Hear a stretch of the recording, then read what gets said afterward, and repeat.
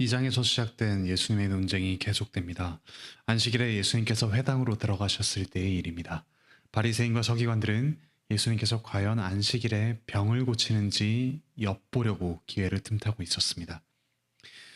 그들은 종교 의식으로서의 안식일은 잘 지켰습니다. 하지만 정말 안식이 일어나는 일, 즉 병든 자의 고침, 이것을 막았습니다. 주 예수님이 하시는 일에, 정말 안식을 가져다 주시는 일에 회방을 놓고 그것을 죄라고 여기며 방해했습니다. 그리스도께서는 그런 악한 사람들의 마음을 보셨을 때 탄식하고 괴로워하셨습니다. 하지만 그에 좌절하지는 않으시고 분노하셨습니다. 바리새인들의 악한 그 체계를 주님께서 파괴하고 계십니다. 그 중풍병 걸린 사람, 병 걸린 사람을 일부러 사람들 가운데 세우시고 사람들이 보게 한 뒤에 치유하셨습니다.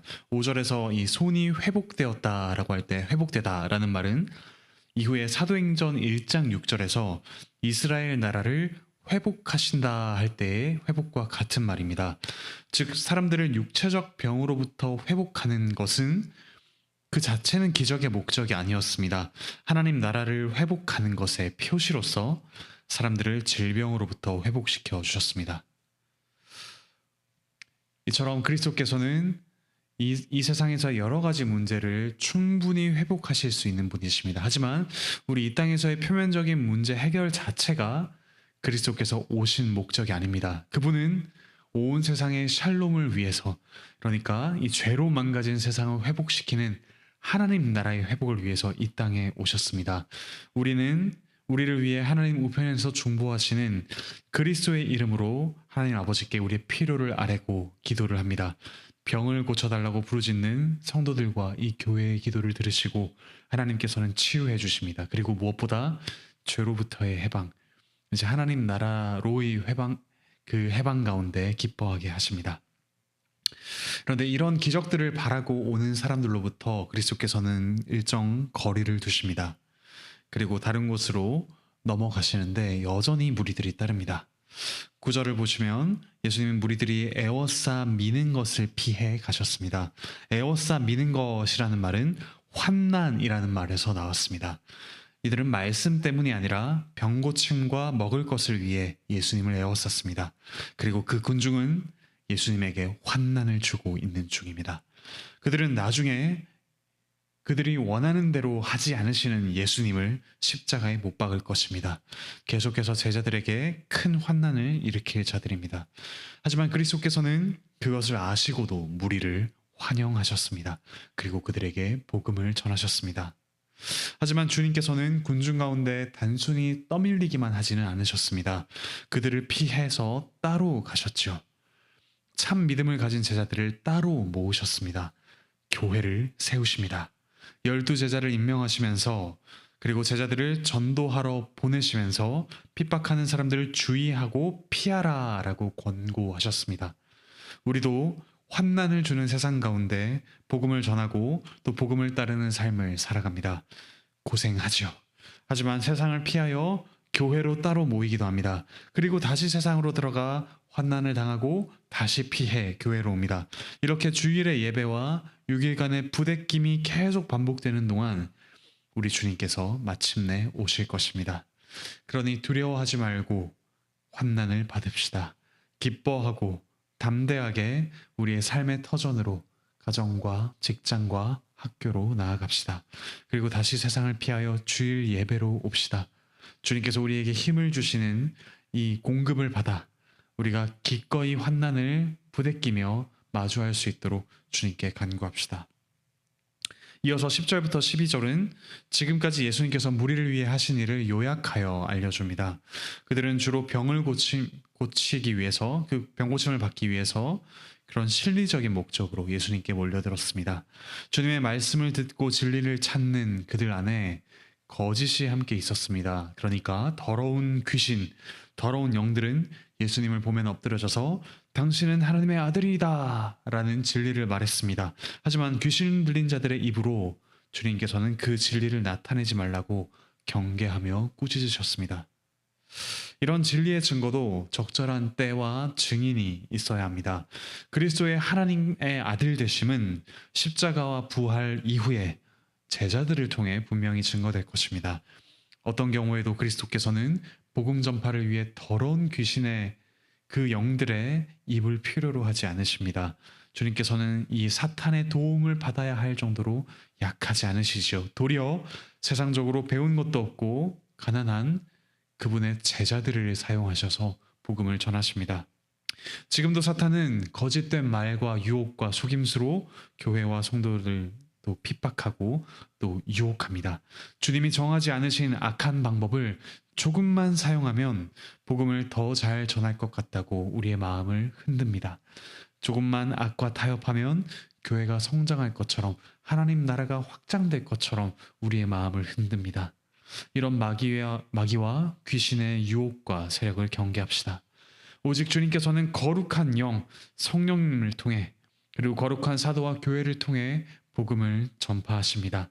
사도들이 전한 십자가의 복음만을 전할 때 함께 일하시는 성령님으로 우리는 모든 것이 충분한 자들입니다. 그리스도께서는 이런 교회를 세울 제자들을 불러 모으셨습니다. 먼저는 그분이 원하시는 그 뜻을 전하는 사람들을 세우셨습니다. 능력이나 선함이 있는 사람을 특별히 뽑으신 게 아니라 오직 하나님께서 원하시는 뜻에 따라 무능한 죄인들 가운데서 12명을 택하셨습니다. 그리고 그리스도와 함께 있게 하기 위해 그들을 세우셨다고 12절에서 이야기합니다. 그분을 향하여 나아오도록 하기 위해 제자들을 부르셨습니다.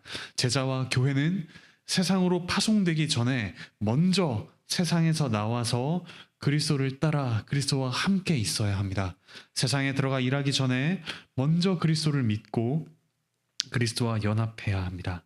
새 나라의 일꾼이 되기 전에 먼저 백성이 되어야 합니다. 그리고 그리스도께서는 이들에게 복음을 전파하는 사명을 주십니다. 그 사명을 위해 귀신을 쫓아내는 능력을 주시죠.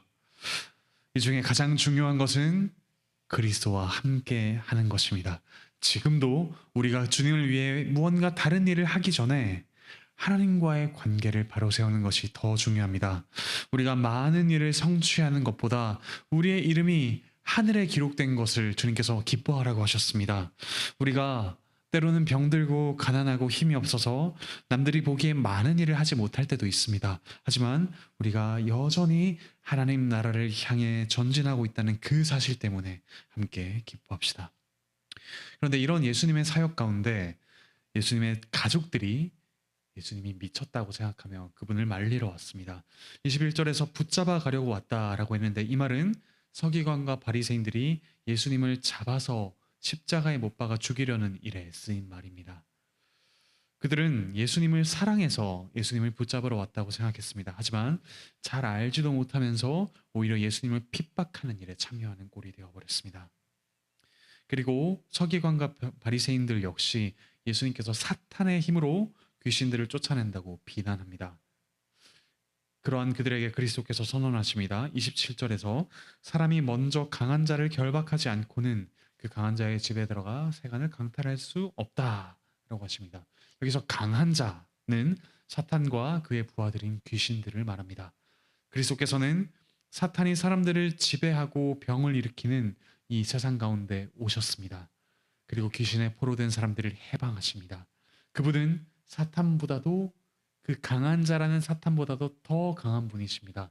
그분은 십자가 죽음으로 부활로 사탄과 그의 무기, 죄, 죽음을 이기셨습니다.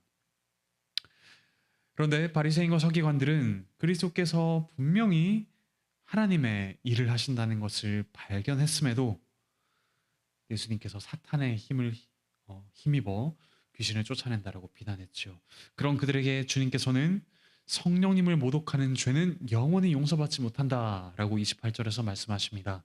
성령을 모독하는 죄란 예수님께서 하나님의 능력으로 마귀를 추방한 사실이 분명히 나타남에도 불구하고 의도적으로 주님을 배반하는 것을 말합니다. 그들은 구원받지 못합니다. 보통 사람들이 하나님을 모독하는 경우가 있습니다. 하지만 그것은 하나님을 알지 못하기 때문입니다. 그렇기 때문에 그들은 나중에 믿을 때 죄의 용서를 받습니다. 바울도 전에 자기가 알지 못하고 교회를 핍박했기 때문에 그 죄를 용서받았다라고 간증합니다. 하지만 예수님께서 귀신 들렸다고 비방한 이 바리새인들은 하나님이 그리스도를 통해서 일하심을 분명히 알았음에도 그런 말을 했기에 그들은 구원받지 못합니다. 우리도 복음 진리를 알고 구원을 맛본 후에 다시 마귀의 유혹에 빠져 하나님께 저항하는 일이 없도록 깨어 기도합시다.